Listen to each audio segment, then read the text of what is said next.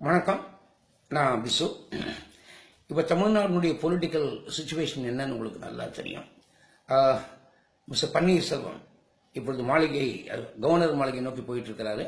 அவருக்கு 5 மணிக்கு அப்பாயின்மெண்ட். 5ங்கிறது எதுக்கு சொல்லுவோம்? பஞ்சபூதங்களுக்கு சொல்லுவோம், இல்ல பஞ்ச பாண்டவர்களுக்கு சொல்லுவோம்.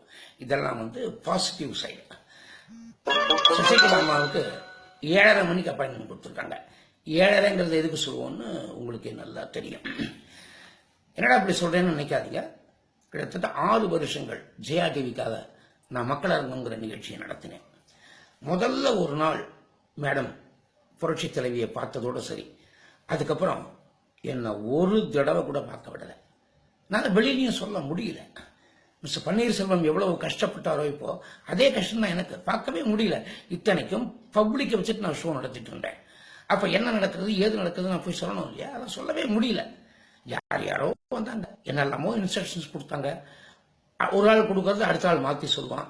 இப்படித்தான் ஒரு யாரோ ஒரு குடும்பமா என்ன எனக்கு ஒண்ணுமே புரியல.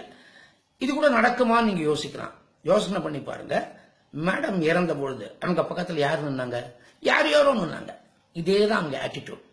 ஒருவேளை அரசாங்கத்தை அவங்க கையில ஒப்படைச்சா அங்கேயும் யாரோ வருவாங்க, என்னென்னவோ பண்ணுவாங்க. நான் இதை மக்கள்கிட்ட ஒன்னும் கேட்க முடியாது. இந்த மக்கள் கையெழுத்து 135 பேர்கிட்ட இருக்கு. அவங்கள்ட்ட கையெடுத்து கும்பிட்டு கேட்டுக்கிறேன், எங்க வாழ்க்கை உங்ககிட்ட இருக்கு. Please support mister OPS and definitely not Sasikala. நன்றி.